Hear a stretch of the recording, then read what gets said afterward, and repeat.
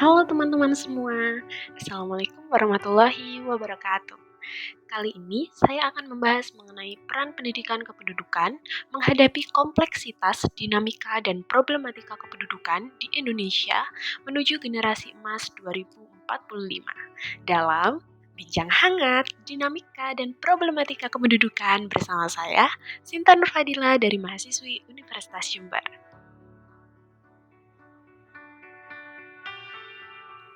Dinamika dan problematika kependudukan menjadi hal yang cukup penting untuk dikaji dan diperhatikan guna menghasilkan kualitas sumber daya manusia yang unggul dan berdaya saing sebagai salah satu aset penting suatu negara untuk maju.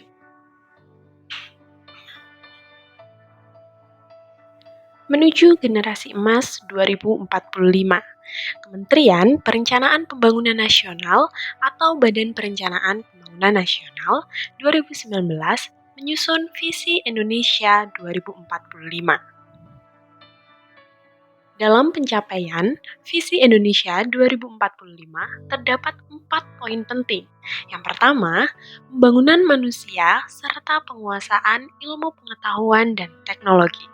Kedua, pembangunan ekonomi berkelanjutan. Ketiga, pemerataan pembangunan. Keempat, pemantapan ketahanan nasional dan tata kelola pemerintahan. Untuk itu, pemerintah berkomitmen mewujudkan generasi Indonesia emas melalui 1000 hari pertama kehidupan sebagai fondasi penting dalam tumbuh kembang anak ke depannya. Selain itu, berbagai indikator pembangunan manusia telah ditetapkan dalam Rencana Pembangunan Jangka Menengah Nasional, termasuk RPJMN 2020 hingga 2024, di mana salah satu proyek prioritas strategis major project-nya adalah penurunan prevalensi stunting yang telah ditetapkan menjadi 14% di tahun 2024, yang sebelumnya di tahun 2019 masih mencapai 27,6%. Sedangkan secara nasional, angka prevalensi stunting di Indonesia masih sebesar 24,4%, jauh di atas batas yang ditetapkan oleh World Health Organization atau WHO, yaitu di bawah 20%, dilansir dari web Kemendikbud 2022. Oke teman-teman, selain problematika mengenai stunting tadi, teman-teman semua pasti sering mendengar dan tidak asing dengan bonus demografi. Ya, bonus demografi merupakan dinamika dan problematika kependudukan. Bisa menjadi berkah ataupun bencana. Bonus demografi diartikan sebagai suatu kondisi di mana jumlah penduduk usia produktif lebih besar dibandingkan usia non-produktif. Singkatnya, bonus demografi merupakan sebuah peluang dan tantangan untuk mewujudkan generasi emas 2045. Tergantung apakah sumber daya manusia yang ada dari usia dini, usia 0 hingga lanjut usia tersebut berkualitas atau tidak. Menurut Kepala Badan Kependudukan dan Keluarga Berencana Nasional (BKKBN) yang bertugas untuk melaksanakan tugas pemerintahan di bidang pengendalian penduduk dan penyelenggaraan keluarga berencana, yaitu Dr. HC, Dr. Hasto Wardoyo SPOG. Salah satu indeks keluarga berkualitas adalah kemandirian. Kemandirian ini perlu ditunjang oleh ekonomi yang baik. Selain itu, perlu sehat. Oleh karena itu, stunting sangat penting dicegah agar keluarga menjadi sehat dan bahagia, sehingga menjadi keluarga yang berkualitas. Baik teman-teman, berbicara mengenai stunting, kenapa kita perlu memahami stunting? Sebenarnya, apa sih itu teman-teman stunting? Stunting adalah kondisi gagal tumbuh pada anak balita akibat kekurangan gizi kronis terutama pada 1000 hari pertama kehidupan. Kondisi gagal tumbuh pada anak ini disebabkan oleh kurangnya asupan gizi dalam waktu yang lama serta terjadinya infeksi secara berulang. Hal tersebut tentunya dipengaruhi oleh pola asuh yang tidak memadai, terutama dalam 1000 hari pertama kehidupannya. Sehingga penurunan stunting penting untuk dilakukan sedini mungkin demi menghindari dampak jangka panjang yang merugikan seperti terhambatnya tumbuh kembang pada anak. Menurut penelitian yang dilakukan oleh Hanifa dan kawan-kawan 2020, kekurangan gizi dapat memperlambat proses tumbuh kembang pada anak. Anak yang memiliki masalah tumbuh kembang mempunyai tingkat kecerdasan yang tidak optimal dan mudah terkena penyakit, sehingga beresiko pada penurunan produktivitas di masa depan yang dapat membatasi perkembangan ekonomi dari suatu negara. Menurut data dari United Nations Children's Fund dan juga World Health Organization and International Bank for Reconstruction and Development menyebutkan bahwa pada tahun 2020 diperkirakan 149 juta anak prasekolah mengalami stunting di seluruh dunia. Sedangkan di Indonesia sendiri, berdasarkan sensus penduduk 2020, jumlah penduduk Indonesia tercatat sebanyak 270 juta jiwa. Namun, pada periode 2010 hingga 2020, menurut data dari BPS 2021, pertumbuhan penduduk per tahun menjadi 1,25%. Perlambatan pertumbuhan penduduk ini tidak terlepas dari penurunan tingkat kelahiran sebagai hasil dari program keluarga berencana oleh BKKBN yang sebelumnya hanya turun sebesar 2%. Namun, seperti yang saya sebutkan sebelumnya, secara nasional, angka prevalensi stunting masih sebesar 24,4%, jauh di atas batas yang ditetapkan oleh World Health Organization (WHO), yaitu di bawah 20%. Oleh karena itu, Presiden Republik Indonesia, Joko Widodo, telah menunjuk Kepala BKKBN sebagai Ketua Pelaksana Percepatan Penurunan Stunting yang disampaikan pada Rakornas BKKBN pada tanggal 28 Januari 2021. Beliau menegaskan pentingnya membangun keluarga menjadi sehat, produktif, dan berkualitas menuju Indonesia emas. Sesuai dengan Peraturan Presiden Nomor 72 Tahun 2021 tentang percepatan penurunan stunting, pada pasal 8 ditekankan pendekatan intervensi percepatan penurunan stunting berbasis keluarga yang memprioritaskan pada 5 hal. Yang pertama, penyediaan data keluarga berisiko stunting. Kedua, pendampingan keluarga berisiko stunting. Ketiga, pendampingan semua calon pengantin atau calon pasangan usia subur. Keempat, surveillance keluarga berisiko stunting. Dan kelima, audit kasus stunting.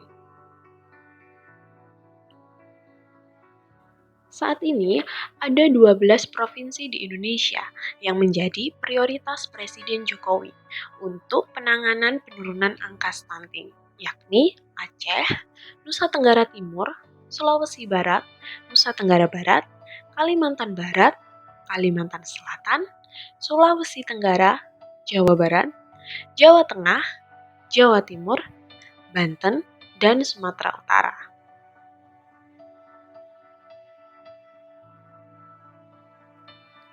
Menurut penelitian dari Mawaddah yang dilakukan tahun 2022 mengenai stunting di Desa Sara Matua, Kecamatan Panyabungan, Kabupaten Mandailing, Natal, Provinsi Sumatera Utara, menyebutkan bahwa ada hubungan yang signifikan antara pengetahuan mengenai stunting ataupun kesehatan gizi, pola asuh, kondisi sosial ekonomi keluarga, pemberian ASI eksklusif pada balita.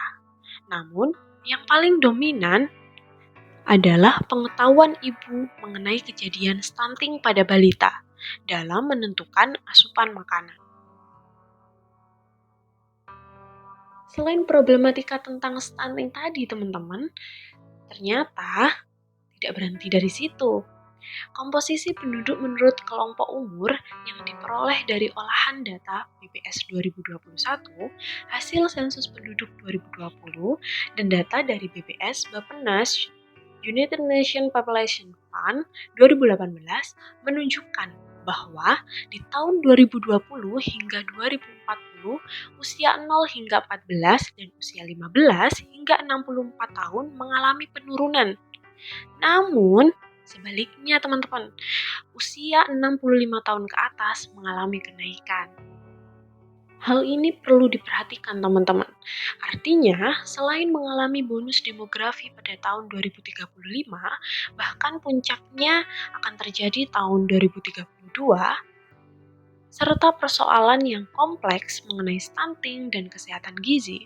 Menurut Menteri Koordinator Bidang Pembangunan Manusia dan Kebudayaan, Muhadjir Effendi dalam siaran pers nomor 35 garing Humas PMK garing Romawi 2 garing 2022, Indonesia juga harus menghadapi aging population atau aging society, di mana penduduk usia tua akan mendominasi pasca era bonus demografi nanti. Aduh, kompleks sekali ya teman-teman. Ada bonus demografi, ada stunting, ada aging population. Wah, gimana nih? Udah siap belum? Sebagai generasi muda, tentu kita harus berkontribusi untuk mewujudkan generasi emas 2045. Dengan berbagai kompleksitas tersebut, kompleksitas problematika kependudukan yang tinggi, maka pelaksana tugas Direktur Jenderal Pendidikan Tinggi, Riset dan Teknologi Nizam yang menyadari bahwa angka stunting di Indonesia masih sangat tinggi dan menjadi permasalahan yang cukup kompleks. Oleh karena itu, dibutuhkan kerjasama dan gotong royong dari berbagai pihak untuk menyelesaikan permasalahan ini, tak terkecuali perguruan tinggi. Dalam mensukseskan hal ini, penting untuk melibatkan langsung mahasiswa dalam percepatan penurunan stunting. Program ini diimplementasikan melalui 3 kanal, yaitu program Merdeka Belajar, Kampus Merdeka, KKN tematik stunting, dan program pengabdian masyarakat lainnya. Direktur Jenderal Pendidikan Tinggi, Riset dan Teknologi Nizam, melalui program Kampus Merdeka ini, mahasiswa dapat mengasah kemampuan dan mempraktikkan ilmunya secara langsung di tengah masyarakat. Selain itu, mahasiswa dapat memanfaatkan program matching fund atau pendanaan pendampingan antara kampus dan juga mitra yang dilakukan oleh Ditjen Dikti-Ristek. Untuk saat ini teman-teman, program MBKM ini sudah berjalan setidaknya di 4 provinsi, yakni Jawa Tengah, NTB, Riau, dan juga Aceh, yang dilansir dari laman web Ditjen Dikti-Ristek. Dan terbukti teman-teman, pada tahun 2021 sudah banyak perguruan tinggi yang memanfaatkan matching fund untuk program penurunan angka stunting dengan hasil yang cukup menjanjikan.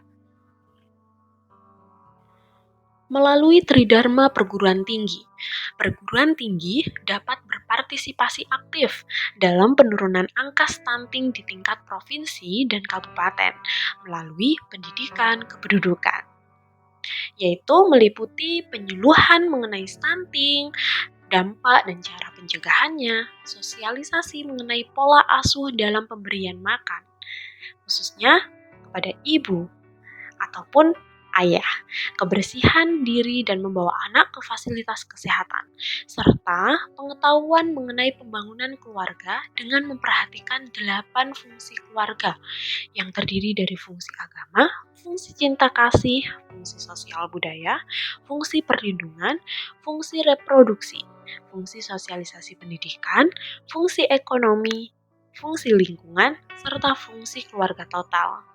Dengan memanfaatkan program matching fund dan kerjasama antara perguruan tinggi dan mitra, selain itu, memanfaatkan dengan baik media komunikasi yang ada saat ini dengan perkembangan teknologi yang sangat pesat untuk mengedukasi semua kalangan mengenai informasi kesehatan.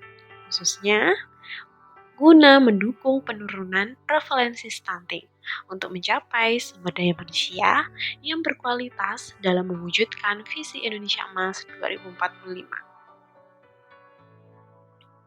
Yuk gotong royong untuk Indonesia maju teman-teman.